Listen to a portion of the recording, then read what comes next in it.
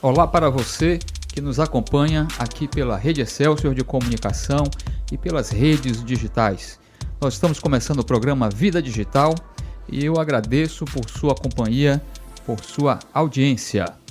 E hoje nós vamos tratar aqui uma série de temas relacionados à cultura digital com um especialista no tema, ele que sempre retorna ao nosso programa aqui, porque de fato tem essa capilaridade nesse debate, especialmente relacionado à educação e tecnologias. Estou falando dele, o professor Nelson Preto. Nelson, seja muito bem-vindo mais uma vez. Muito obrigado, Messias. Obrigado a vocês aí que nos ouvem aqui no Vida Digital. É uma alegria estar de novo aqui. Aliás, Nelson Preto, que também será um dos apresentadores do Vida Digital, né? Esse programa que está sendo construído coletivamente. E também teremos aí temas transversais ao longo do nosso programa. Eu queria, antes de mais nada, convidar você para esse debate sobre as tecnologias digitais, no momento em que estamos discutindo muito os aspectos relacionados à inteligência artificial, a Marco Civil da Internet, que está completando 10 anos, alguns eventos que foram muito importantes para o Brasil no âmbito da tecnologia, mas eu queria conversar com o Nelson, tendo como ponto de partida um pouco do estado da arte, Nelson, da educação nesse momento, né? Como é que você está vendo esse momento aí na relação das tecnologias com a educação? Eu falo sempre isso porque Nelson é um educador, tem uma longa trajetória na discussão sobre educação e tecnologias, e como também professor da Faculdade de Educação da UFBA, eu acho que esse depoimento ele é sempre renovado e é um prazer sempre falar com o Nelson. Não, é importante mesmo, e eu agradeço até por você levantar a bola sobre esse tema, porque esse ano o nosso grupo de pesquisa, Educação, Comunicação e Tecnologias, GEC, completa 30 anos. E nós vamos fazer em outubro um grande evento internacional que começa com algumas atividades a partir do dia 7 de outubro nas nossas universidades parceiras, o sul da Bahia, a UESC, Santa Cruz, o IF Baiano e o IFBA, e a partir do dia 15 um evento internacional aqui em Salvador, ocupando diversos espaços, tanto da UFBA como o MAB, ali na Vitória, e o Museu de Arte da Bahia. Museu de Arte da Bahia e o Centro Cultural Barroquinha. Vamos ter lançamento de livros escritos por nós sobre um grande projeto, que é o nome que dá a esse evento Conexão Escola Mundo. E durante esses 30 anos, nós nos debruçamos fortemente sobre a questão das tecnologias. E é curioso, Messias, porque Messias foi meu bolsista, meu primeiro bolsista. Iniciação científica. Iniciação científica, e nós falávamos com o nome, já falamos até aqui, brincando um pouco, porque hoje é até engraçado o título do projeto, né? Passeando pelo ciberespaço. Porque era efetivamente um momento novo, né? De que estávamos vivendo, estávamos aqui nos anos 90, a internet mal era conhecida, estava sendo implantada, eu coordenei o comitê gestor de implantação da internet, na gestão do querido professor Luiz Felipe Serpa como reitor, e desde aquela época a gente insistia, Messias e ouvintes, na importância de que a educação se debruçasse sobre as tecnologias, mas não apenas como um ferramental a serviço das aulas, mas como algo que hoje eu denomino de como elementos da escrita do contemporâneo. E por isso o problema da inteligência artificial, que não tem escrita, né? Só tem geração de conteúdo a partir do que já foi escrito. Mas essa é outra conversa. E por que eu puxo isso desde aquela época? Porque agora, e nesse fim de semana, conversei, inclusive, por mensageiro, com o vereador André Fraga, com uma proposta de proibição de celulares em sala de aula. Aliás, essa proibição já havia sido mencionada pelo Bacelar, né? Um deputado. Várias vezes, tem vários projetos legislativos falando sobre isso. E eu disse para ele que isso é uma bobagem, que essas regrinhas. E ele me perguntou, professor, eu aceito sugestão. Eu digo, lhe dou uma sugestão. retire o projeto. Uhum. E eu vou explicar para o ouvinte não parecer que eu estou apenas querendo que retire o projeto. Porque não dá para administrar a escola, o cotidiano da escola, a partir de regras do legislativo. O legislativo tem coisa muito mais importante para fazer. Entre elas, fazer com que o professor e a professora sejam fortalecidos, sejam bons professores, bem remunerados, com condições de trabalho e de estudo, para que possam mostrar aos alunos e às alunas o perigo que são esses aparelhos. Porque hoje nós estamos vivendo um momento, e nós dois, que fomos a vida inteira encantados pelo uso da tecnologia como uma possibilidade revolucionária de revolucionar a forma de fazer o rádio, de revolucionar a forma de se comunicar, essas tecnologias e a internet particularmente foi sequestrada. Então, hoje, esse aparelho aqui que a gente pode estar na mão, e muitos ouvintes podem até nos estar ouvindo por ele, são aparelhos que são iguais à droga, eles viciam, porque tem dentro dele uma tecnologia psicológica de engajamento que cria dependência. Então, hoje, nós somos dependentes disso aqui. E somos dependentes de um serviço como, por exemplo, o WhatsApp, que é um serviço privado. E é um serviço privado hoje que nós usamos para tudo. Para marcar consulta, para pagar. Ou seja, ele devia ser estatizado, porque ele é um serviço público. Então, se o dono disso aqui, que é o Mark Zuckerberg, resolve cortar, não tem como participar da Rádio Celso, porque é tudo WhatsApp, não tem como marcar consulta, não tem como comprar, não tem como ver nada.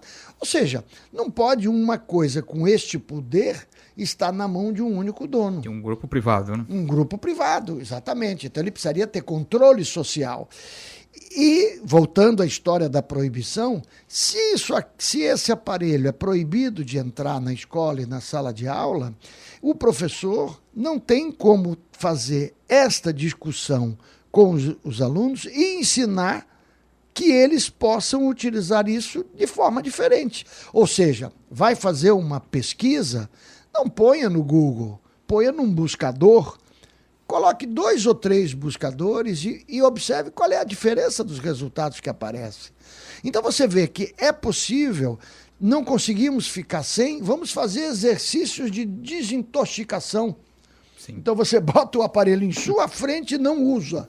Vai ficar todo mundo nervoso. Porque em geral, essa defesa que é feita, né, por retirar o celular de sala de aula, ou os tablets também, tem a ver exatamente com a ideia de que os estudantes vão entrar no processo de dispersão porque vão ficar olhando para o celular durante a aula, em vez de estar acompanhando as discussões e os debates.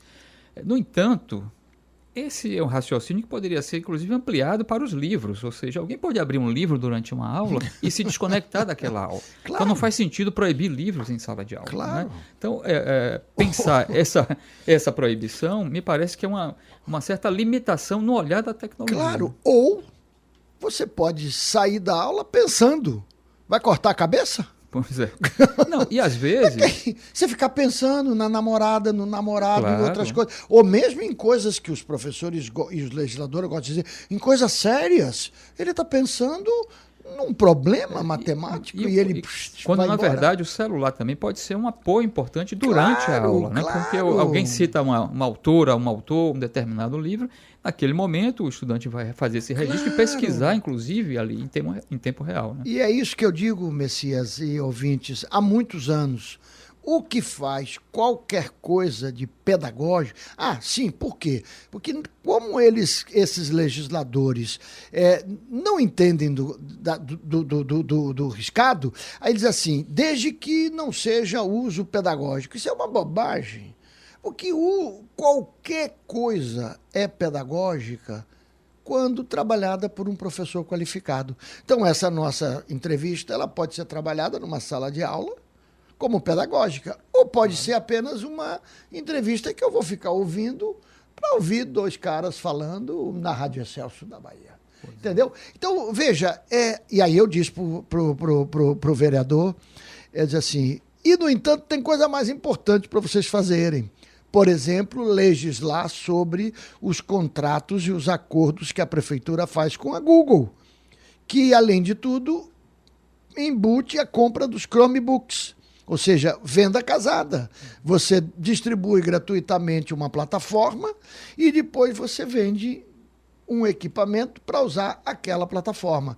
Ou seja, você está beneficiando uma empresa privada sem ter feito licitação, sem ter feito nada. E, no entanto, isso está passando pelas barbas dos vereadores e ninguém faz nada e vai querer proibir celular em sala de aula.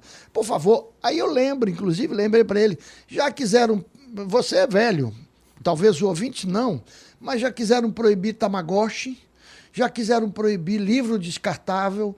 Não é dessa forma que você resolve o problema da educação. Deixa o professor, fortaleça o professor. Agora, qual é o pano de fundo que tem nesse debate? O professor e a professora não sabem fazer isso. Então, esse é o problema.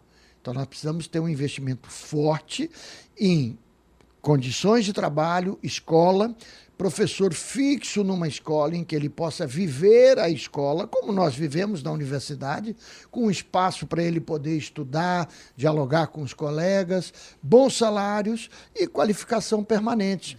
Agora, isso nós ouvimos falar desde quando? Desde sempre. Não, a educação precisa melhorar, o professor não está preparado e nunca ninguém começa a preparar isso fortemente. Acho que uma pergunta que pode ser feita a esse vereador que propõe a proibição de celular em sala de aula é o seguinte: vereador, então o senhor estaria de acordo com a proibição de celular durante as sessões da Câmara de Vereadores? Ou, senhor deputado, vamos então proibir o uso de celular durante, né, as sessões na Assembleia Legislativa? Então me parece que é uma leitura sempre enviesada, não é? Claro. Uma construção de um olhar absolutamente disruptivo sobre a própria tecnologia. Com certeza. Mas, certeza. Nelson, eu queria também que você comentasse um pouco, né? Nós estamos nesse ano de 2024 com algumas celebrações importantes. A exemplo do NET Mundial +10, que foi um evento realizado em 2014 aqui no Brasil, que culminou com a aprovação do Marco Civil da Internet, né, naquele ano, foi 2014. Isso. E eu diria um documento fundamental para amparar os princípios de liberdade de expressão e de privacidade das pessoas, de neutralidade da rede. Ou seja, o ano de 2014 foi um marco importantíssimo para a internet no Brasil, quando o país ocupava um protagonismo em cultura digital. Vamos fazer um corte e vamos para 2024. Estamos discutindo projeto de lei sobre as fake news, estamos discutindo uma regulação para as plataformas em termos de remuneração de conteúdos jornalísticos. Estamos discutindo os aspectos de regulação para a inteligência artificial. Né? Como é que você vê, portanto, esse ano aí, com tantos episódios, com tantos debates aí, né, emergentes sobre as tecnologias? Eu estive agora recentemente, você também estava, no Fórum da Internet do Brasil, em Curitiba, no finalzinho de maio. E esses eram, evidentemente, os temas que estavam na pauta de todos os debates. E, sem dúvida nenhuma, esse é um momento crucial para esse debate, no sentido de que não é possível nós continuarmos com a internet sequestrada do jeito que está, por estas grandes plataformas. E estamos falando de Google, Amazon, Facebook, Apple... e Microsoft, né? E essas grandes empresas que tomam conta de tudo, repito, empresas que têm dono, e aliás é importante dizer que são os 5 homens brancos mais ricos no mundo que estão no Vale do Silício americano, região, essas empresas possuem PIB maior que muitos países. Então, não é possível você, por exemplo, ter uma pessoa como o Mark Zuckerberg, que é dono da Meta, que é dono da Facebook, Instagram e WhatsApp, uma mesma pessoa. Ou seja, não há setor da economia que possa ter um nível de concentração como esse e, portanto, necessário que se regule. Ao tempo em que ainda querem proibir, por exemplo, o TikTok nos Estados Unidos. É claro. Né, que é uma empresa estrangeira. Claro, porque concorreria com eles, né? Quer dizer, são coisas que realmente não tem como. O mundo inteiro está debatendo sobre isso. A Europa está jogando um papel muito importante, porque está aplicando multas bilionárias nessas empresas. Todo o movimento em torno da inteligência artificial também conduzido por essas mesmas grandes empresas e essas mesmas grandes pessoas. Você veja, por exemplo, o caso brasileiro do Exército fazendo uma licitação para comunicação na Amazônia, colocando uma especificação que só quem poderá prestar serviço é a Starlink do empresário sul-africano-americano Elon Musk, o que é um absurdo você fazer a comunicação de segurança de um país, de uma região como a Amazônica, sendo feito pelos satélites do Elon Musk. Quer dizer, então, estamos vivendo um momento de grande efervescência nesse campo da legislação. Estamos vivendo um momento de grande efervescência no campo do desenvolvimento da tecnologia, e aí com o que você se refere com inteligência artificial, e isso tudo tem mostrado e tem nos provocado a desenvolver mais pesquisas e a desenvolver cada vez mais uma posição ativista. E é por isso que o nosso grupo de pesquisa trabalha tanto nessa dimensão da comunicação, né? No sentido de que a gente precisa mostrar para a sociedade que ela precisa se tocar, se alertar sobre esses desafios.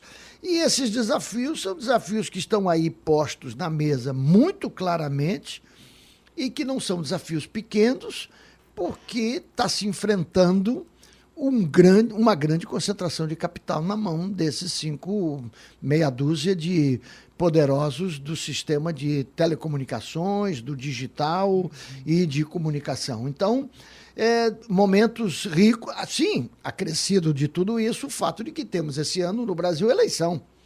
Então, eleição que seguramente vai ser contaminada fortemente por esse movimento das chamadas fake news, de desinformações, que se utiliza dessas plataformas para isso. Veja o caso dramático do Rio Grande do Sul, meu estado de origem, né? Com uma situação climática absurda, como estamos vivendo no mundo todo, que gera, não unicamente, mas que é a causa de uma catástrofe como aquela. No meio de tudo isso, essa extrema-direita que avança no mundo inteiro, distribuindo desinformação e notícias mentirosas, as chamadas fake news, atrapalhando o trabalho do governo federal e o trabalho de ajuda à população gaúcha. Então é um momento, ao mesmo tempo que celebramos essas efemérides, esses 10 anos, 30 anos, 20 anos, e muito desafiador também. Nos desafiamos porque é um momento de muitos desafios, de muitos problemas que temos que enfrentar simultaneamente. Muito bem, nós estamos conversando aqui com o professor Nelson Preto, da Faculdade de Educação da Universidade Federal da Bahia. Nelson, parece que foi ontem, né? Mas estamos celebrando também aí 30 anos, né, do seu grupo de pesquisa, além dessas outras datas. O Brasil completa em 1995, né, 30 anos também da abertura comercial da internet no Brasil. E muitos fatos foram importantes nesse período. A exemplo das discussões que foram travadas ali no final da década de 1990, com, por exemplo, a construção do livro verde da Sociedade da Informação, não é, coordenado pelo saudoso professor Tadao Takahashi, né? De sorte que tivemos aí um processo muito acelerado também de transformações no âmbito das redes digitais, né, onde a internet ocupa uma centralidade.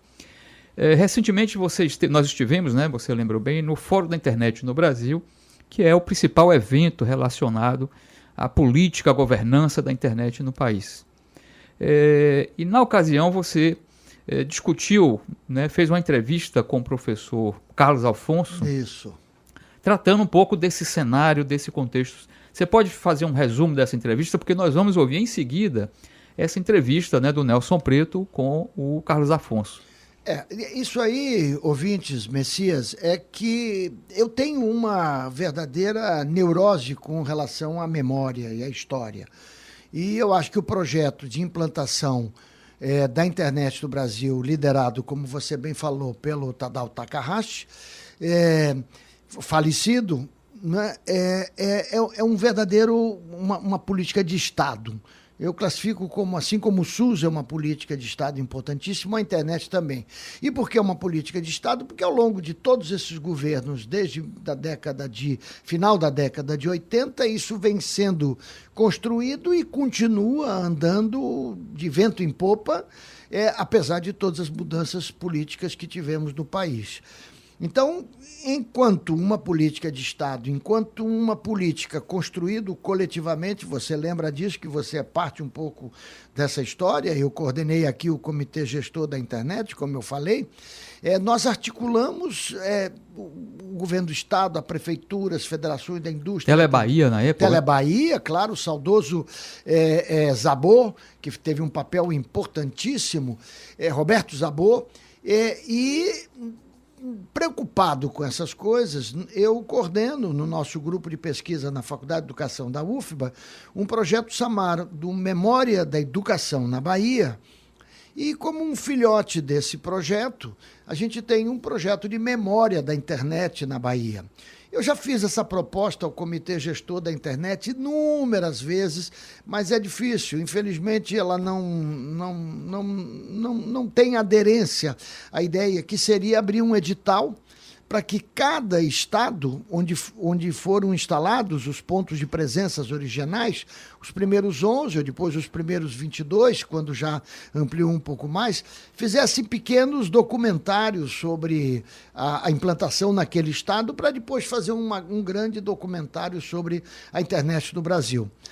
Fizemos isso aqui na Bahia, já estamos fazendo várias entrevistas, então, se você navegar aí pelas redes em memória, internet, bahia.ufba.br, você vai ver já várias entrevistas, e eu encontrando Carlos Afonso, que é uma referência também desse primeiro momento, disse, vou gravar uma entrevista com ele para o nosso Memória da Internet da Bahia, porque afinal de contas ele acompanhou ao lado de Tadao tudo isso. E ele foi o responsável, junto com o saudoso Betinho, com a instalação do primeiro provedor popular para os movimentos sociais, o Alternex. No IBASE, né? No IBASE, no Rio de Janeiro, que foi, na época, antecedendo um pouco a Eco 92, isso. Portanto, em 1992. E como esse projeto que eu propus e proponho até hoje não andou muito, só a gente aqui fez algumas gravações, eu digo, eu vou gravar. Como, aliás, gravei com o Tadao Takahashi num fórum da internet, também por um celular, justamente porque eu não queria perder o depoimento de Tadao. E, infelizmente, por exemplo, se você olhar hoje, você faz uma grande busca na internet, você não tem grandes entrevistas de Tadao onde ele possa lentamente, tranquilamente descrever todo o processo que ele coordenou, que foi um processo belíssimo, com muitas brigas. O próprio Carlos Afonso disse depois me dizendo, claro que eu lembro de você, porque Tadao dizia, o que eu faço com aquele Nelson Preto, que quer um link maior lá para a Bahia, e eu não tenho como dar, ele me enche o saco, porque nós queríamos uma conexão melhor aqui. Enfim, aí gravei uma pequena entrevista, não é muito longa, até porque acabou a memória do celular, mas eu acho que Carlos Afonso, eu ainda vou tentar conseguir, já que não fazem, uma ida ao Rio de Janeiro para fazer uma longa entrevista com ele, nos moldes de que fizemos e que está disponível na internet, porque eu acho que é a memória viva da implantação da internet. Então vocês vão ouvir, ele vai contar sobre a fugida dele para o exílio e a entrada lá no Chile, onde ele trabalhou com o serviço de internet, que não era internet ainda, mas de tecnologias do governo Allende, né? Inclusive participando daqueles movimentos centrais naquela época, que praticamente foi um embrião da internet no mundo também, né? Então é muito interessante essa entrevista, eu acho que vale a pena vocês acompanharem e seguramente também ir assistir um pouquinho os vídeos que estão ali no Memória da Internet na Bahia, que é um projeto nosso com apoio do CNPq, FAPESB, CAPES e um esforço nosso grande com a meninada de iniciação científica, como você foi lá nos idos 90. Quer dizer, uma meninada animada, que trabalhamos sempre com essa turma, que essa formação é absolutamente fundamental para que esses depois venham a ser pesquisadores ativistas, que é o que a gente quer. Muito bem, vamos escutar então a entrevista do professor Nelson Preto com Carlos Afonso, que foi aí um dos mentores também do Comitê Gestor da Internet no Brasil.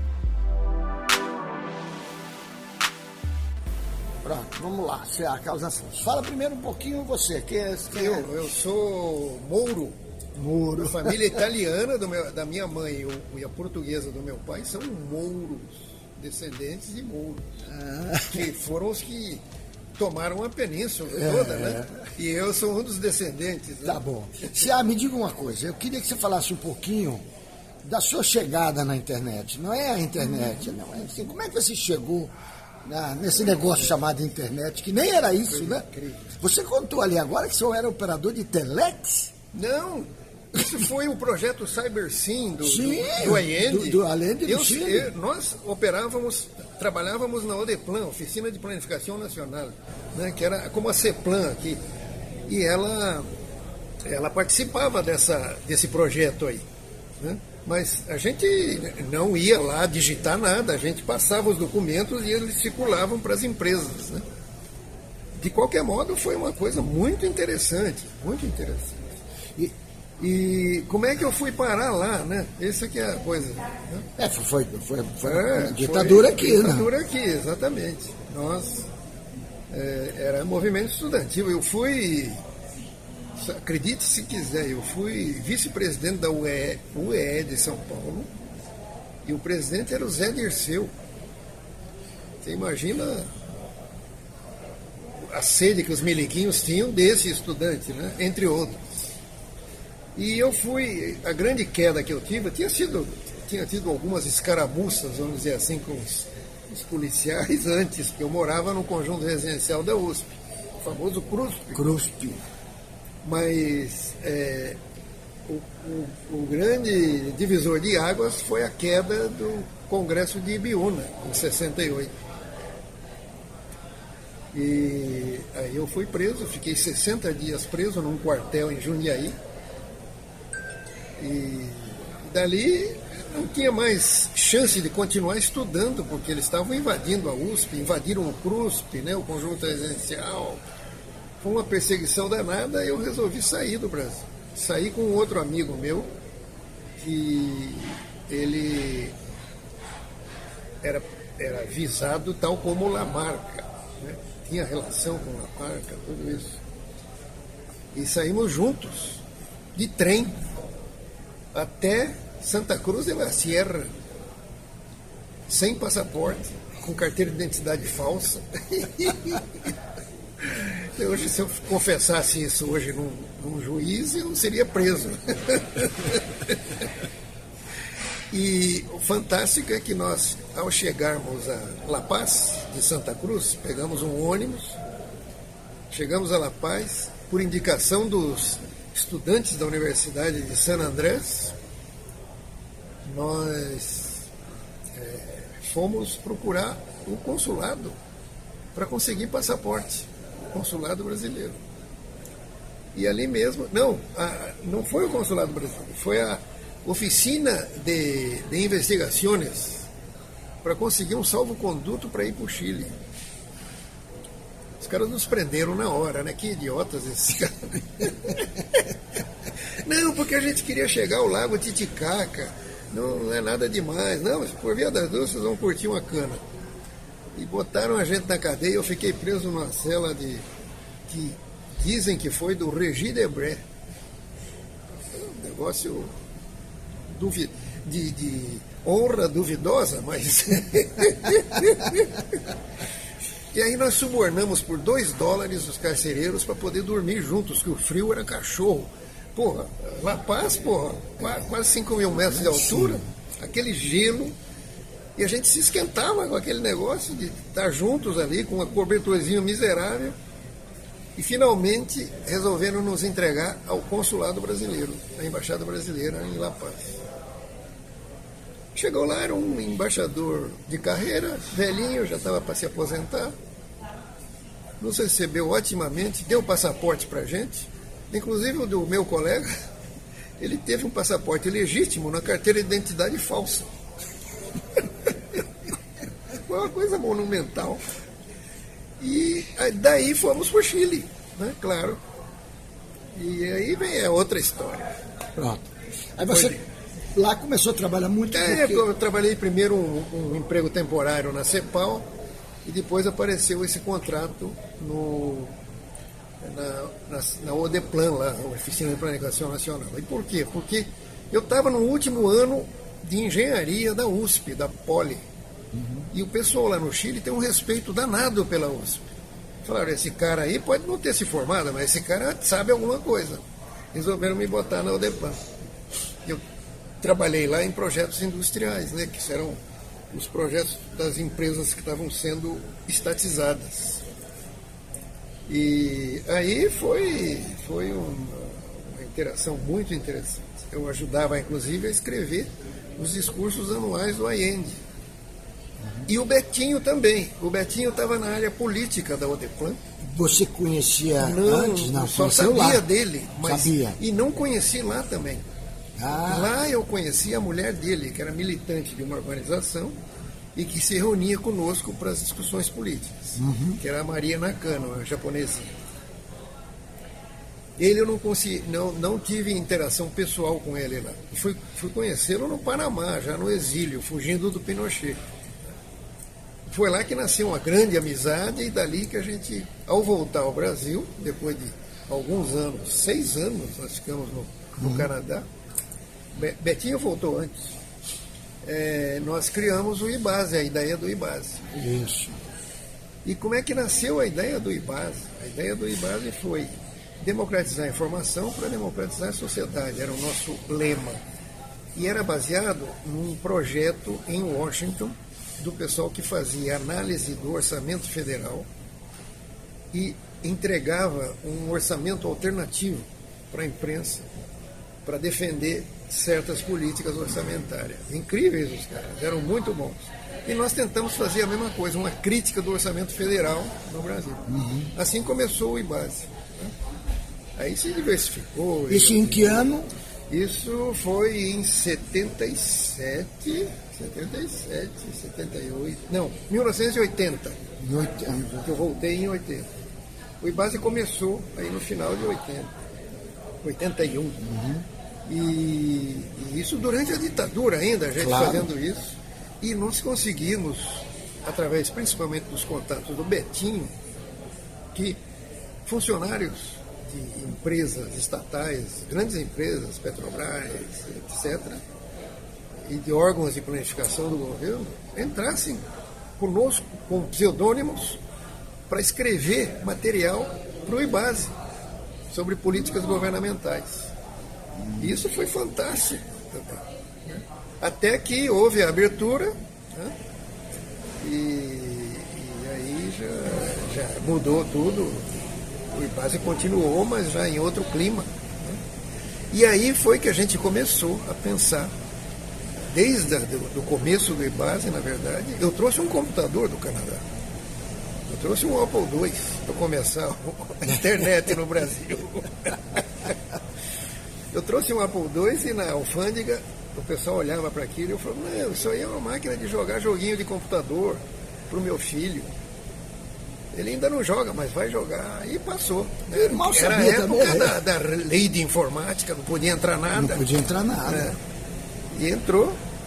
E aí foi por aí que começou. Aí, em seguida, ganhamos um computador de uma igreja. O Betinho tinha esses contatos eclesiásticos, né?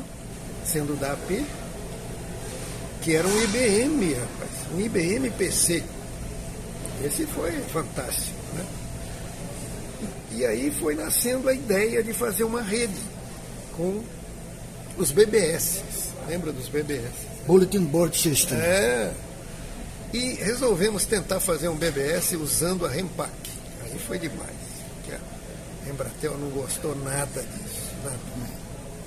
Nós pegamos uma placa X25 e um engenheiro, colega nosso, amigo incrível, o Márcio Lima, fez engenharia reversa e fez o X25 funcionar com um BBS. Um BBS que foi desenhado para as linhas telefônicas. Mas ele pegou o módulo de conexão e reescreveu para aquela placa X25. Deu danado, cara. Aí nós botamos no ar um BBS na rede Rempac, que só a Embratel podia fazer isso. Resultado, toda hora cortavam a nossa linha. Aí o Betinho ligava para o ministro da... Não era Ciência e Tecnologia ainda, acho. Não era. Era uma Secretaria de Ciência e Tecnologia. Liga aí de novo, que os seus amigos da Embratel nos desligaram. Oh, meu Deus, mas eles não veem que não pode desligar isso. E ligava. Daí 3, 4 dias, um engraçadinho da Embratel cismava e desligava. E assim foi, até que foi se consolidando a ideia de manter o serviço para as entidades civis. Assim nasceu a ideia do Alternex. Isso, essa que é importante. Você está escutando aqui no programa Vida Digital a entrevista do professor Nelson Preto com Carlos Afonso, membro do Comitê Gestor da Internet no Brasil e um dos principais nomes do país relacionando aí tecnologia e política. O Alternex funcionava como esses BBS no começo. Depois, aí isso era já o fim, já estava chegando a época da Eco 92. Então, de 90 a 91, nós trabalhamos a ideia de um projeto de internet para a Eco 92. E contactamos a secretaria da conferência, que ficava em Genebra. E a secretaria da conferência adorou a ideia. Disse, vai ser a primeira conferência da ONU que vai ter internet. Internet era ainda uma coisa abstrata, né? Abstrata. Só a comunidade científica estava lá ainda, os Tadal da vida brincando, né? E não tinha links, tinha links de quase que telefônicos com os Estados Unidos. Aí nós conseguimos inserir no projeto do Internet da Eco 92 no acordo de sede entre o Brasil e a ONU. Que era uma exigência da ONU que se tivesse links de internet para a conferência. Pronto. Aí ligaram a FAPESP e ligaram a UFRJ. E não voltou mais, continuou. Claro. Esse negócio de, entendeu? O efeito catraca, né? Voltar não vai voltar. Aí você falou aí entra o Tadal brincando. Como é que entra Tadal nessa história, o Ministério e... Todo esse processo para a Eco 92, o Tadal foi precioso, foi fundamental, porque ele fez a ponte com o governo, né? E com as telefônicas. Eu me lembro dele ir para uma reunião com a Telesp. Mas ainda todas estatais. Todas estatais, claro. O processo de privatização começou em 95, bem depois da Eco 92. Mas ele fez uma reunião com os altos funcionários da Telesp e o pessoal dizia, você, Tadal, você quer nos matar, nos desempregar com essa história de internet, que esse treco vai entrar aqui, vai acabar a telefonia, vai acabar tudo, e nós vamos morrer na praia. Esse nível. Aí o Tadal, não é nada disso, vocês são loucos, não tem nada disso, vamos estudar o que é, não sei o que. O Tadal enfrentou essa. E assim a gente conseguiu. Daquele jeito dele. Ele vai engabelando os outros. E aí a Telerge entrou firme e apoiou a gente, porque a gente precisava de links telefônicos, né, para discagem para os rodeadores que iam para a internet. E a gente trouxe uma caixinha dos Estados Unidos, rapaz. Essa foi a vantagem. Como era um projeto da ONU, a gente tinha liberdade de trazer as coisas. Uma caixinha assim da Telebit, que tinha acho que 8 plaquinhas telefônicas, modems, né? 8 modems. ligava direto nas linhas telefônicas. Aquele trequinho era maravilhoso para a época. Então tinha 8 linhas abertas, o pessoal simultaneamente conectar com a gente. E a gente usou isso também para fazer o link entre o Rio Centro e ali o Hotel Glória, que não dava uma linha só, não dava basta, então a gente ligava várias delas simultaneamente. Foi um negócio incrível isso. Naquela época, eu achei incrível. Depois recebemos o SAN, doados pela SAN, e com o software tudo, e recebemos o primeiro roteador Cisco, que era uma caixinha branca, um Cisco 100, não me lembro agora o código. Que o pessoal da Embratel e da Telerge foi lá olhar e falou, o que faz isso aí? É um roteador, Mas nessa época também, chegou a ter algumas dificuldades. Assim, bom, passamos a Eco 92, a Alternex meio também se consolida. Mas aí o Alternex ficou conectado, né, pela internet, usando o link da UFRJ. Tivemos uma encrenca com o governo não é a FAPESP, é a FAPERJ, que ela é uma das organizações que apoiava esses projetos de rede da UFRJ. E eles queriam proibir a gente de usar, porque eles diziam o seguinte: o link daqui sai lá para NSFNet, que é um projeto do governo federal americano, que tem expressamente a proibição de uso comercial. Aí eu dizia, mas nós não somos comercial, nós somos uma ONG, e esse projeto nosso é gratuito, ninguém tem que pagar nada. É só o pessoal ir aprendendo o que é a internet. De fato, teve gente do UOL nisso, teve o Mandi que aprendeu a internet lá. Eu tive conta no Alternet. Exatamente, o Mandi que aprendeu a internet da lá. Bahia, ligava, e era caro para ligar para... Era caríssimo, tudo caro. Né? E aí, os caras, não, nós vamos desligar vocês. Depois cai a nossa linha lá, a gente também fica sem linha. O Tadal entrou em cena e falou, olha aqui, se eles desligarem vocês, a gente vai rotear vocês por São Paulo, porque a FAPESP não vai fazer isso com vocês. Aí, sabe o que a gente fez? Antes deles desligarem, nós reroteamos e desligamos o link deles.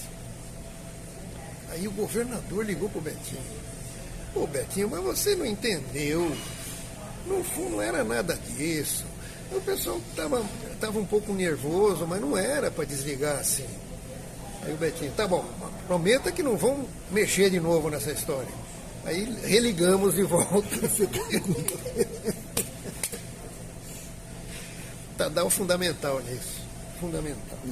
Ele conversava com o secretário de Ciência e Tecnologia de São Paulo, o Emerson Capaz, que garantiu que esse projeto não podia ser cortado. Né? Então, incrível. Então, esse foi a peripécia de começar essa porra. Dessa loucura que virou isso aqui hoje. Mas você continuou, né? Quer dizer, continua. E esses primeiros momentos, porque eu me lembro, eu estava nessa época, quando em 94, 95, eu coordenei o comitê gestor da implantação lá na Bahia. Certo. E você estava colado com o Tadal nesse período. Quer dizer, então, depois, até do IBASE, Betinho morreu quando? Betinho morreu em 97. 97, né? E aí você, nesse período, o IBASE continuava com o Alternex ou o Alternex acabou? Aí acabou? o IBASE, a direção do IBASE, contra a minha vontade, decidiu uma aventura comercial. Aí comercial mesmo. E decidiu vender o Alternex, entregar para uns empresários que não sei o que vamos fazer e acontecer, fazer disso aqui um grande provedor, só deu merda. Não funcionou. Que ano isso? Foi em 97, 98. 97, porque em 95 que começou o comercial. Exatamente. Né? Aí eu saí do IBASE por causa disso. Eu fui saído, na verdade, né? Porque o pessoal não queria saber de continuar o Alternex lá. Aí acabou o Alternex e apareceu uma rede, uma entidade dirigida ou concebida pela dona Ruth Cardoso, de trabalhar com a comunidade com essas tecnologias. que foi a rede de informações para o terceiro setor. Aí eles me chamaram. HITS.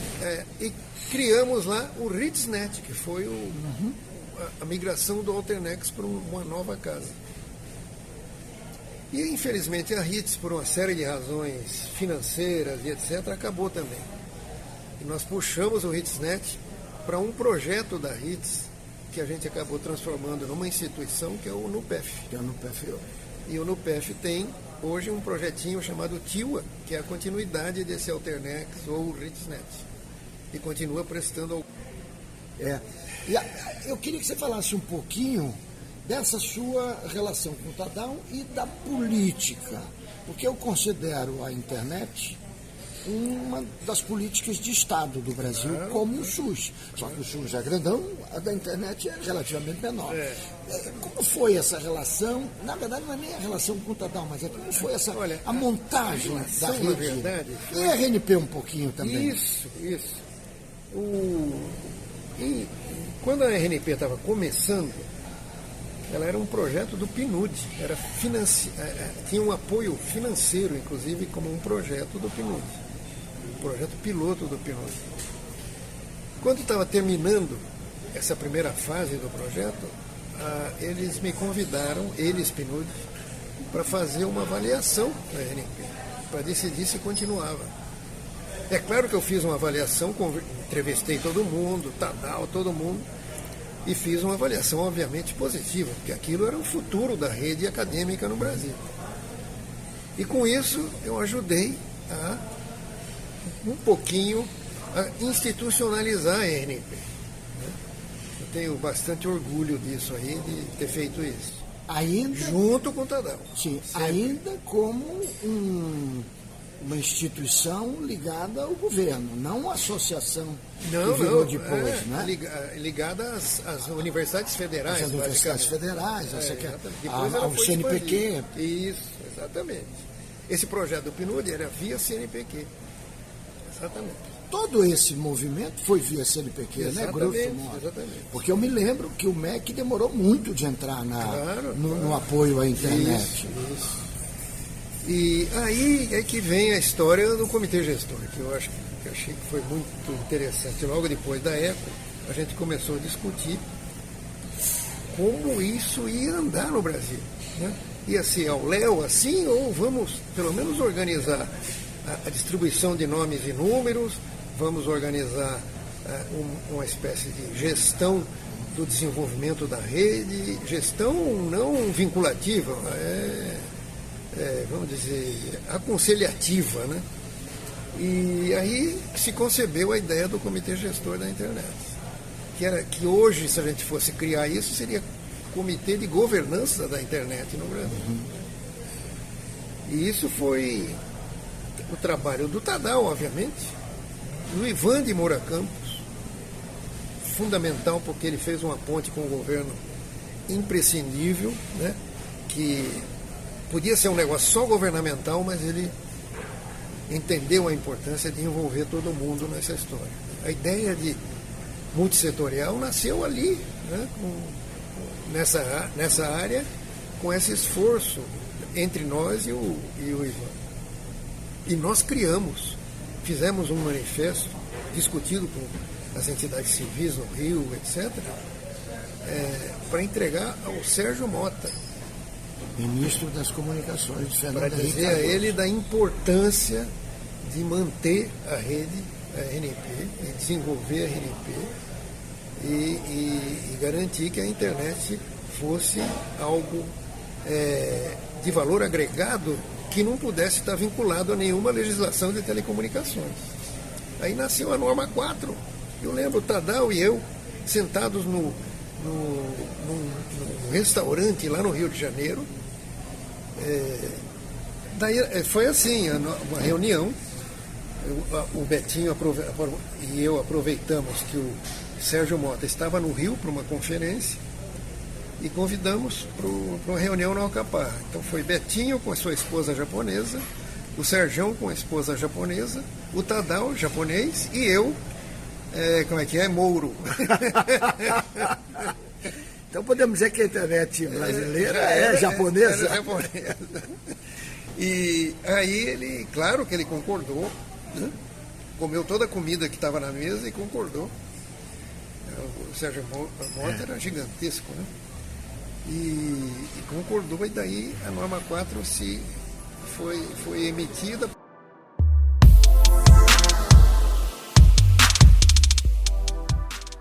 Estamos de volta aqui com o programa Vida Digital. Você acabou de escutar a entrevista de Nelson Preto com Carlos Afonso. Aliás, entrevista realizada, Nelson, no Fórum da Internet no Brasil, em Curitiba, em maio de 2024. Uma entrevista relativamente recente, onde, aliás, foi proposta a cidade de Salvador como sede do próximo Fórum da Internet no Brasil. Portanto, em 2025, vamos ter o fórum aqui na cidade de Salvador. Como é que você tem visto, Nelson, esse movimento, esse espaço de debate, com apresentação de pesquisas, com discussões que articulam aí setores do governo, da sociedade civil, da comunidade científica e tecnológica, instituições privadas, essa dimensão multissetorial da organização e da governança da internet no Brasil? Eu penso que é bastante importante, apesar de que a gente está vendo hoje que isso não está lá funcionando muito bem, porque o setor privado, particularmente no caso do Comitê Gestor da Internet, ele está meio que dominando um pouco a agenda ali. Então nós estamos tendo que resistir um pouco a essa presença de forma um pouco mais contundente desse setor. Por outro lado, apesar da presença deles, o que a gente observa também é que muitas outras esferas da regulação da internet, das telecomunicações, que poderiam estar fazendo um trabalho de fiscalização e de regulação, a exemplo da Anatel, estão muito contaminadas também por essa perspectiva privatista, vamos chamar assim. Então, hoje temos vários problemas e que seguramente precisam ser enfrentados. Um deles é o próprio comitê gestor do FUST, que é o Fundo de Universalização do Serviço de Telecomunicações, que todos nós pagamos e é um recurso que deveria estar à disposição de projetos da chamada inclusão digital para superar a desigualdade digital do país, que é enorme. Recentemente foi lançada pesquisa sobre conectividade significativa, que seria, grosso modo dizendo, a conexão da internet que você faria o que quisesse confortavelmente. Uma conexão de qualidade. De qualidade, né? Confortável para fazer qualquer coisa, ver filme, subir filme, etc. e tal. E se constatou que apenas 22% da população tem acesso a uma conectividade significativa, ou seja, de qualidade. E é óbvio que todos os ouvintes aqui da Excelsior constatam isso no cotidiano. Uma luta forte nossa, muito grande, pelo fim primeiro, pela não quebra da neutralidade da rede, ou seja, da manutenção da neutralidade da rede, ou seja, é isso que hoje te diz, mesmo sem dados, você pode usar alguns aplicativos, isso é um absurdo, né? E como é que isso resolveria? Sem a limitação de dados, ou seja, depois de você contratar um plano, você teria acesso a dados o mês todo. E hoje os dados, as estatísticas mostram que quando você chega em torno do 20º dia ou 17º dia, você já não tem mais dados, ou seja, você termina somente usando os aplicativos que fizeram um acordo com as operadoras e que não lhe permite continuar usando. Só para explicar aqui para o nosso ouvinte, o princípio da neutralidade da rede estabelece que o seu uso da internet ele não pode ser cobrado em função do tipo de conteúdo que você usa. Não é? Conteúdo pela rede. Ou aplicativo, o aplicativo, exatamente. Então, se você baixa muito filme, se você escuta muita música, ou se você apenas navega pela internet, o seu conteúdo não pode ser tratado de forma diferenciada, né, em função desse fluxo. Então, isso é fundamental, essa neutralidade da rede. Ou seja, então a neutralidade da rede poderia ser assim, numa rede neutra, todos os bits são iguais. Exatamente, exatamente. Não há discriminação. Isso é bom porque vale para qualquer coisa, né? Claro. Para a gente ter um país tão discriminatório como o nosso, então vale também para a tecnologia. Não à toa que falamos dos algoritmos racistas da inteligência artificial. Então vocês veem que essa coisa de que alguns querem separar tecnologia da política, e não tem como, né? Não tem como, porque é tudo misturado. Enfim, então é por isso que nós, no nosso grupo de pesquisa, atuamos fortemente nessa perspectiva de divulgação científica, de comunicação científica, e nos envolvemos com uma quantidade grande de eventos, promovendo e participando, que são importantes para trabalhar junto com a sociedade o que a gente pesquisa nas universidades. Aproveitando então que você tocou nesse assunto, Nelson, a gente pode falar um pouco sobre o projeto Fazendo Ciência através da Rádio, da produção de conteúdos à comunicação científica, até porque nós estamos falando de internet, e quando falamos de internet, falamos também de rádio, porque a internet integra os diversos meios de comunicação, diversas plataformas, e nós aqui estamos no rádio, na Rede Excelsior de Comunicação, na Cardeal FM, enfim, nós certamente estaremos nas plataformas de streaming, né, nas plataformas de audiovisual, enfim, e eu queria que você comentasse exatamente esse evento, que é um evento também da SBPC, né, da Sociedade Brasileira para o Progresso da Ciência, no projeto SBPC Vai à Escola. Exatamente. Eu acho que é importante essa de resgatar o rádio, porque, afinal de contas, o rádio é um veículo de comunicação absolutamente fascinante e presente na história desde muito, e muito continuará. Só um parêntese, Nelson, você me fez lembrar que agora, durante as enchentes no Rio Grande do Sul, muitas cidades que estavam sem sinal de internet, sem conexão, estavam recebendo informações por meio do rádio. Por meio do rádio. Durante a pandemia, o Nordeste utilizou demais do rádio para poder manter as pessoas conectadas e recebendo informações. E é interessante, foi uma das experiências mais impactantes que eu tive visitando em Brasília a Rádio Nacional, em ondas curtas, que transmite para a Amazônia. É uma coisa fascinante. E é um veículo de comunicação de duas vias, sendo que uma via são as ondas radiofônicas e as ondas eletromagnéticas, portanto, e as outras, as cartas que chegam dos ouvintes e que mandam pedidos. Dona Maria, seu João vai chegar aqui no barco de quinta-feira. Então, ou seja, o rádio tendo um papel absolutamente central numa região como aquela. Pois então, por conta disso, nós temos pesquisas do nosso grupo de pesquisa que estudam rádio.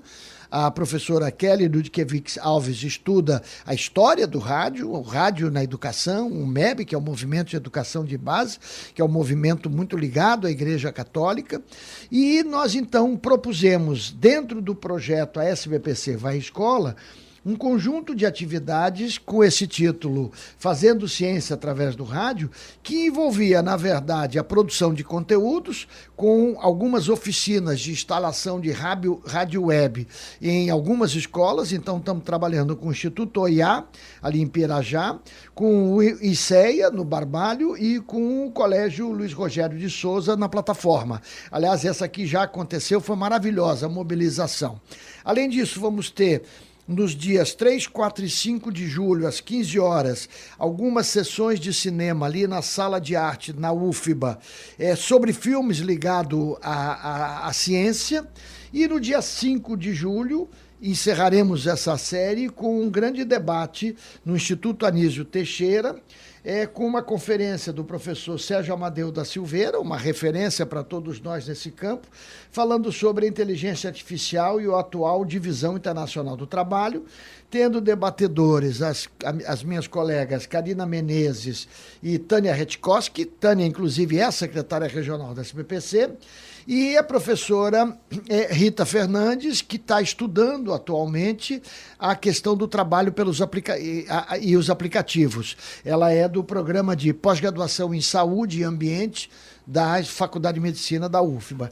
Então, é um conjunto de ações entre junho e julho que leva a SBPC mais próximo. A SBPC é a Sociedade Brasileira para o Progresso da Ciência, e temos aí apoio do CNPq, da CAPES, do IAT e da nossa Faculdade de Educação através dos nossos programas. Academia de Ciências da Bahia. Academia de Ciências da Bahia também presente aqui conosco, vai estar presente o professor Barral na abertura, a Associação Baiana de Imprensa, do querido Ernesto Marques, também presente na abertura lá do dia 5. Então, dia 5 vai ser uma espécie de uma celebração desse Fazendo Ciência através da rádio. E esses minicursos, Nelson, instalação de rádio web e comunicação científica, quando é que eles serão Eles estão realizados? acontecendo agora, ao longo do mês de junho. Já começaram e estão sendo para essas escolas, para essas 3 escolas. A gente gostaria de muito mais, mas não tivemos fôlego para tudo isso. Quem quiser mais informações sobre isso, como é que... Pode entrar na nossa página, GEC, que é Grupo de Estudos de Comunicação, seria assim, gec.faced.ufba.br. Perfeito. Ou então coloca lá num desses buscadores, Fazendo Ciência através da rádio, que vai achar informação. Muito bem, nós estamos chegando ao final do programa Vida Digital, e eu quero agradecer bastante a sua audiência, agradecer a participação do professor Nelson Preto, da Faculdade de Educação da Universidade Federal da Bahia. E esses temas nos são muito caros, professor Nelson, porque defendemos também a ideia da internet de qualidade enquanto um direito para todas e todos e enquanto um bem essencial para as pessoas. Muito obrigado, Nelson. Obrigado a vocês, obrigado ouvintes por essa oportunidade e estamos sempre à disposição. Ok, até o nosso próximo Vida Digital.